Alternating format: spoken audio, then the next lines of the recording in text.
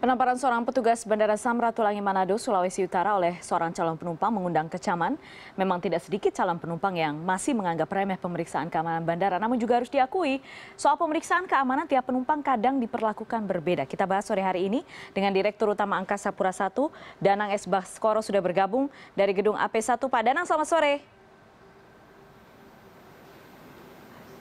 Selamat sore, Mbak Ayu. Pak Danang, untuk kasus ini dulu, apa langkah yang sudah diambil oleh AP1 sekarang? Ya, jadi sebagaimana tadi disampaikan bahwa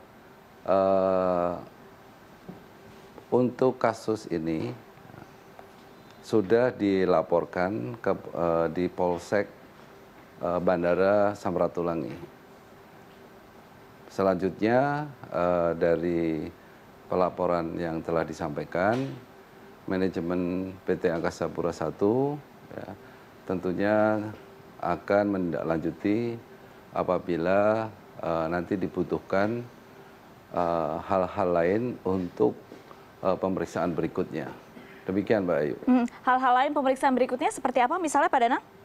Karena kan ini semuanya udah jelas, videonya ada segala macam. Ya, jadi saya belum bisa menyampaikan di sini karena memang belum ada pemeriksaan berikutnya terkait dengan tindak lanjut dari proses pemeriksaan yang sudah dilakukan oleh pihak kepolisian. Oke, Pak Danang, sekarang kita bicara soal SOP. SOP-nya bagaimana seharusnya ini untuk rangkaian pemeriksaan di detektor logam? Iya, sebenarnya SOP ini karena bandara, ya, ini adalah pintu gerbang dari moda transportasi udara seluruh dunia, ya. Jadi kita juga mengikuti aturan-aturan internasional yang aturan itu tertulis di dalam ICAO, ya. Kemudian juga ada undang-undang serta ada SK Dirjen. Aturan-aturan inilah yang sebagai pengelola bandara kita melaksanakan aturan internasional, nasional, ya, yang semuanya ini ada dasarnya, tujuannya tentunya adalah untuk keselamatan penerbangan. Demikian, Mbak Ayu. Pak Danang, tapi juga ada yang menyebutkan, jangan-jangan ada yang menulis, jadi penampar ini biasanya lolos-lolos saja, tapi kemudian kemarin berhadapan dengan petugas khusus yang perempuan itu diminta membuka. Jadi apakah Anda juga akan menyelidiki apakah benar ada prosedur yang biasanya sebelumnya dilanggar tapi kemungkinan kemarin tiba-tiba ketat begitu?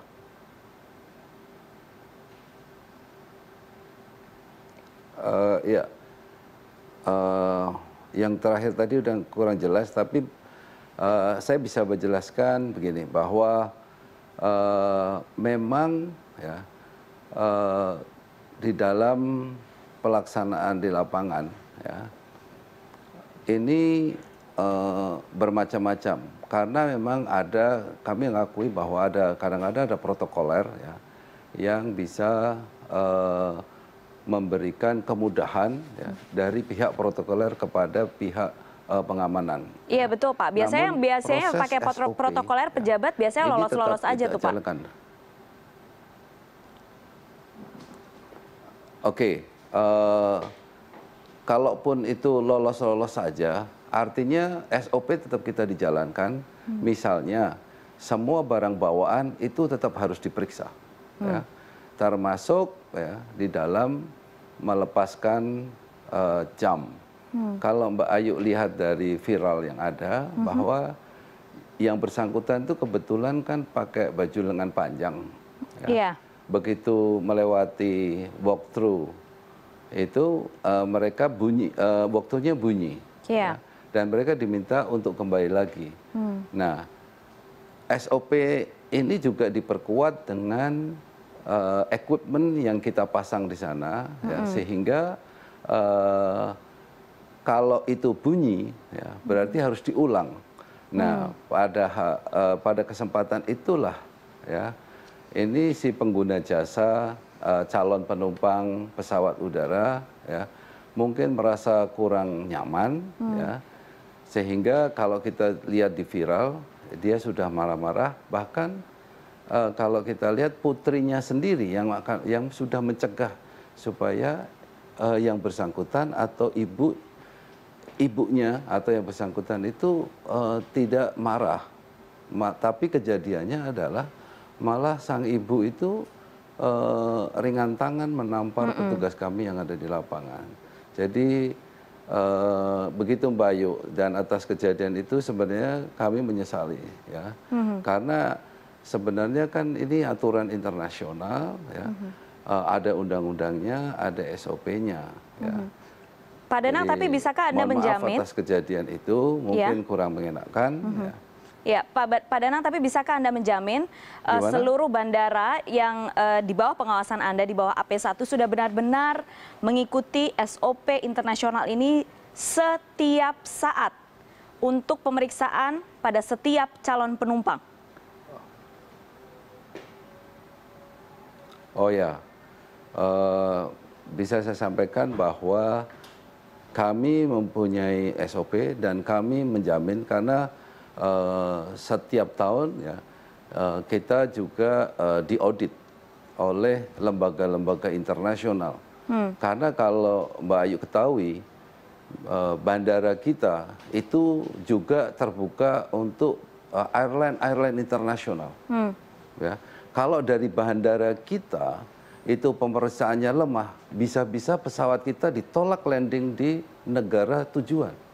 Jadi berdasarkan itu saja, ya, otomatis, ya, dengan pemeriksaan itu untuk mendapat kepastian atau keyakinan bahwa semua yang sudah ada di pesawat itu sudah diperiksa dan aman serta secure sampai ke tujuan, ya, dengan selamat. Pak Danang, bagaimana apa yang akan dilakukan jika ada penumpang yang menolak? Seperti Ibu tadi menolak. Ini kemudian ada menolakkan, kemudian disusul dengan kekerasan. Akhirnya sang ibu dibawa ke ruang pemeriksaan terpisah.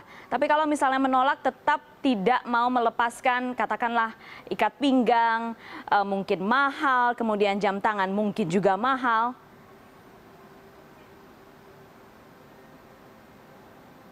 Iya, SOP-nya tetap tidak diperkenankan.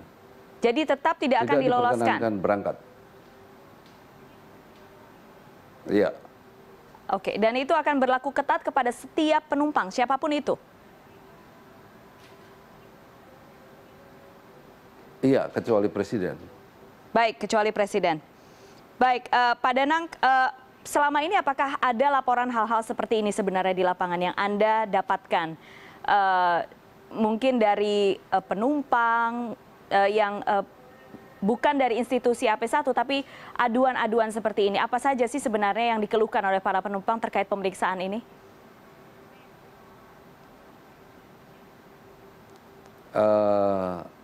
Memang, jadi di lapangan ini berbeda-beda. Karena kadang-kadang kalau penumpang buru-buru, ya, ini mereka itu sebel, ya, harus berhenti sebentar untuk melepaskan semua yang melekat di dalam badannya, termasuk jaket, jam, topi, dan lain sebagainya yang memang aturannya mereka itu dilarang. Barang-barang tersebut itu dilarang. Ya.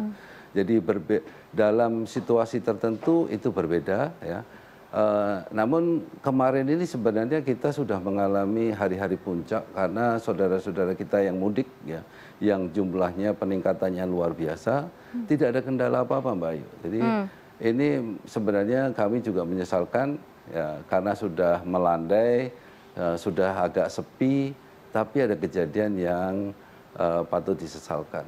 Saya kira demikian, Mbak Ayu. Selama libur Lebaran kemarin, apakah SOP ini juga tetap dijalankan ketat, Pak Danang? Oh iya, Jadi semuanya ya di setiap bandara itu SOP-nya sama ya. Harus ada pemeriksaan. Tadi saya sampaikan bahwa saya pun lupa, Mbak. Setiap orang naik bandara sejak kapan itu harus diperiksa ya. Jadi ini bukan hal yang baru. Jadi memang sudah memang semestinya diterapkan seperti ini, begitu ya Pak Danang ya? Ya. Baik, baik. Kita jeda dulu Pak Danang, nanti setelah kumandang azan maghrib, saya akan kembali melanjutkan perbincangan ini. Tetaplah bersama kami di CNN Indonesia Newsroom.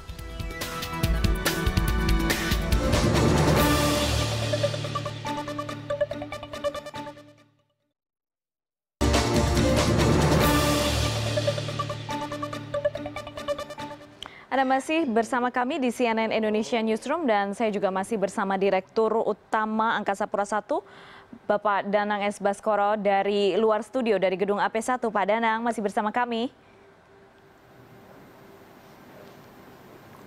Ya Mbak Putri. Iya, Pak Danang terakhir ini, bagaimana sekarang untuk memastikan hal serupa, kasus intimidasi ini kepada petugas bandara tidak terulang?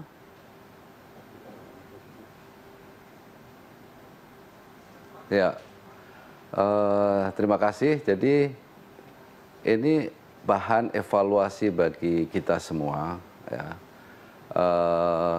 Saya bisa menggunakan pepatah bahwa tidak ada gading yang tak retak. Ya. Artinya barangkali kita juga pelayanannya kurang sempurna.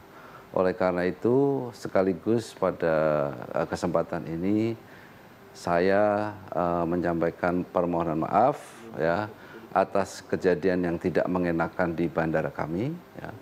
Yang kedua, kami akan selalu mengevaluasi agar petugas kami ya ini pelayanannya lebih baik, ya, hospitality-nya lebih baik, dan tentunya juga ditunjang oleh equipment yang lebih baik sehingga kenyamanan dari pengguna jasa, para calon penumpang pesawat udara ini lebih nyaman, dan yang kami harapkan keselamatan pengguna jasa airline dan pesawat udara Indonesia terutama ini aman.